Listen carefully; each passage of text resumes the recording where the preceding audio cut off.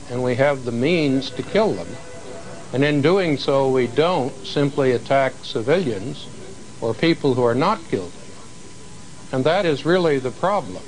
And it's one thing to talk about a nation like Afghanistan, which is remarkably unpopular and whose leadership have virtually no supporters.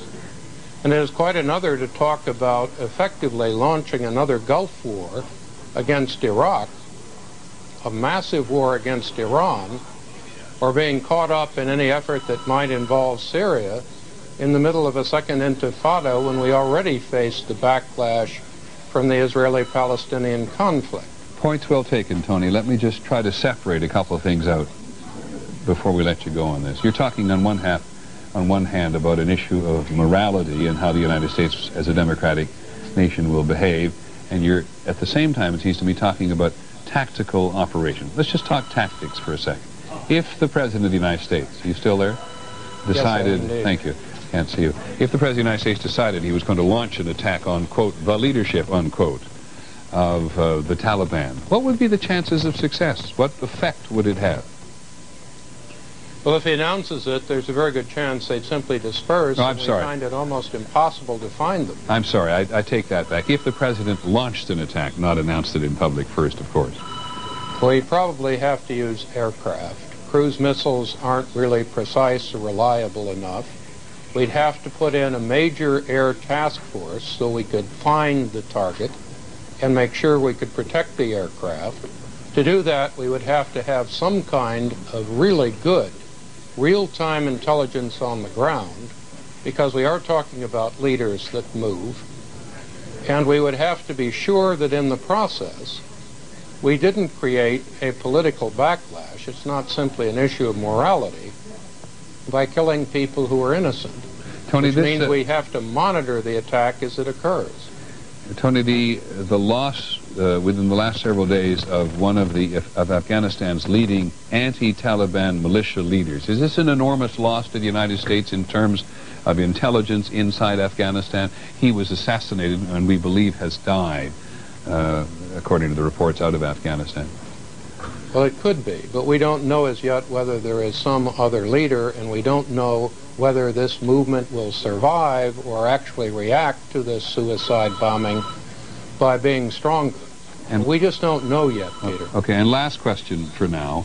The Russians, so to show we have half our mind in the Cold War today, the Russians have offered cooperation with their intelligence services in Afghanistan, according to congressional sources tonight, talking to Linda Douglas. Is that a realistic suggestion? Can the United States and Russia cooperate in a meaningful way on terrorism? I think in some ways we already have been, and oddly enough, we have even talked to the Iranians about terrorism in Afghanistan. There'll be real questions about how good the FIS in Russia really is, but certainly they're going to be very careful. Any information they give us, they're going to have been checking out. They're not going to be embarrassed if they can possibly avoid it.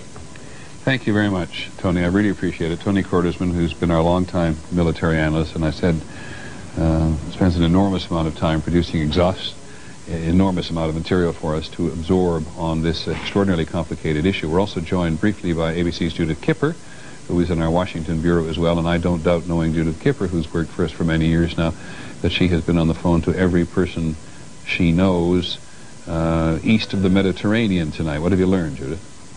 Well, Peter, it's very interesting. I got a number of emails from friends in the region and journalists and others saying, is the United States now going to take a different tact in the Arab-Israeli conflict? And I was quite surprised by that the first impression was that somehow this would teach us a lesson and that we would be more responsive and more active in trying to resolve the Arab-Israeli conflict. I think we're really at a crossroads in terms of the Middle Eastern region, if this turns out to be Middle Eastern perpetrators, because it's really going to be a question now of those who really are with us and those who are not, those who can really condemn this, take actions to cooperate, and to move toward eliminating actions against civilians as something that is quasi-acceptable in the region. And it's going to be very hard for a lot of our allies in the Arab world. And as you listen to as you take the temperature, if you will, of the Middle East today, we've heard people in many of the Middle Eastern nations deeply depressed by this attack. We've heard other people applauded in public. What temperature do you think the thing is running at? I think people are confused, fearful of of retaliation, knowing that more instability and scary things are in front of them.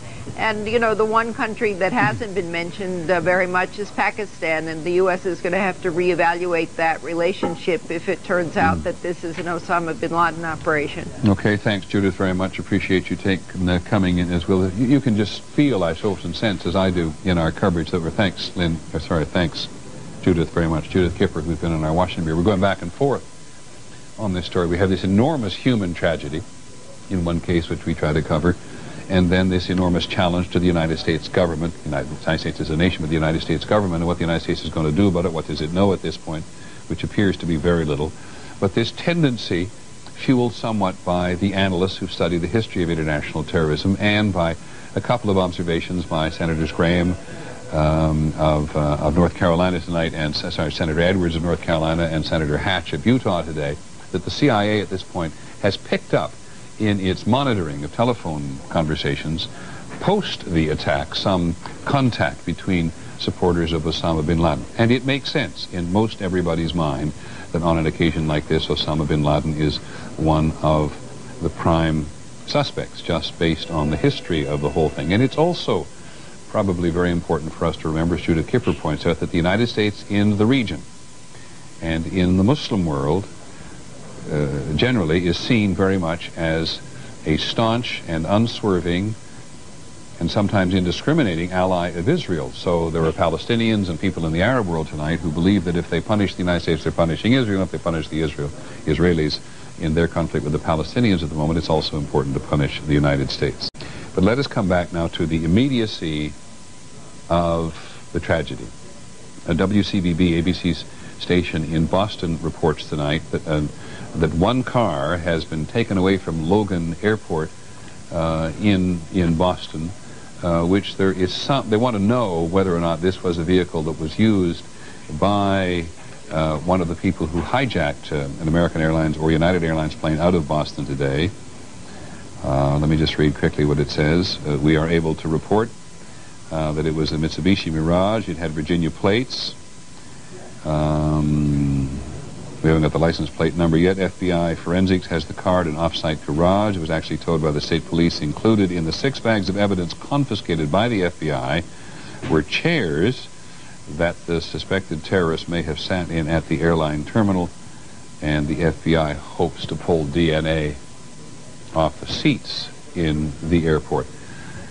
And there again you see an advance in science in terms of investigating innocence and criminality. We see it in the prison system in the country as a whole, and we see the FBI bringing to bear very quickly the notion that DNA may be a clue here. But as we know, these terrorists got on 2 of these planes in Boston, which were intended to make transcontinental flights, and hijacked both of them and headed for New York City.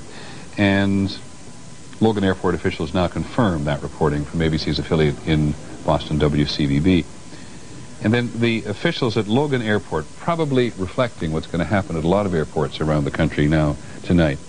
The director of aviation there, Tom Kenton, said he expects that what we're going to get at Logan Airport, and certainly others around the country, is very quickly instituted a measure of security at the airport similar to that which was in place during the Gulf War. Much greatly reduced access to the side of the airport, and much greatly reduced access for people to the passenger areas, unless they're flying, and there'll be identification checks. In other words, all of the things that the country had to become accustomed to through the Gulf War may now be put in place again. And we'll get some sense of that when the Congress meets again tomorrow, because we know they're going to pass legislation which will, in the first instance, undoubtedly be in support of the President, who gets very high marks from a lot of people today for that speech that he made in the White House tonight.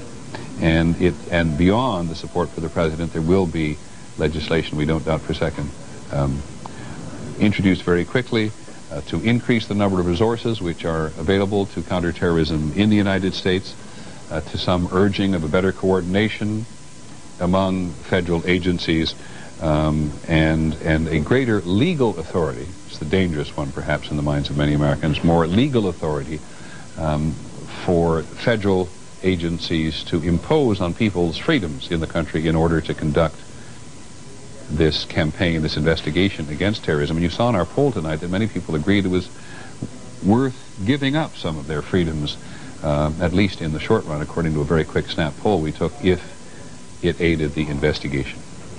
Back to the people themselves. ABC's Lynn Sherr, who spent an early part of the day very focused on the aircraft and the passengers, has now, I think, Lynn, put together a piece for us on what we do know about people who have been victims today. Peter, that's right. You remember what President Bush said a little bit earlier today. He said the victims were in airplanes in their offices, secretaries, businessmen and women, military and federal workers, moms and dads, friends and neighbors. Well, here are some of who they were. Olson, former federal prosecutor, more recently a TV commentator, was on American Flight 11 that left Dulles Airport for Los Angeles.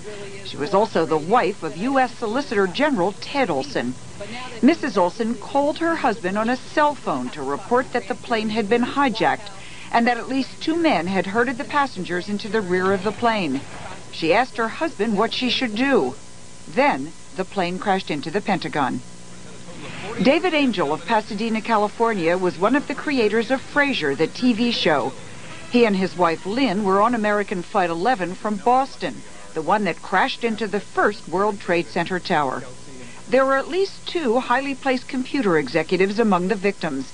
Daniel Lewin, age 31, was co-founder and chief technical officer of Akamai, an internet infrastructure company based in Cambridge, Massachusetts. He leaves a wife and 2 sons. Edmund Glazer, 41, of Chatsworth, California, was an executive at MRV Communications, a leading California fiber optics company. He, too, was on the Boston to Los Angeles flight, and he leaves a wife and son. There were 2 prominent members of the professional ice hockey community. Garnet Ace Bailey, director of pro scouting for the Los Angeles Kings hockey team, once a star player himself, was on United 175 headed from Boston to Los Angeles. Ace Bailey was 53 and is survived by his wife and son. On the same flight was Mark Bavitz, an amateur scout for the LA Kings. We know some of the crew members' names on that flight. Al Marchand was a flight attendant from Alamogordo, New Mexico, a former police lieutenant who went to work for United after retiring from police work. He wanted to be a pilot. The man who was the pilot of that flight was Victor Saraceni of Lower Makefield Township, Pennsylvania. A neighbor described him as a great guy with a wife and 2 children. "I'm sure," said the neighbor, "he fought to the end." The pilot of American 11, the first plane to hit the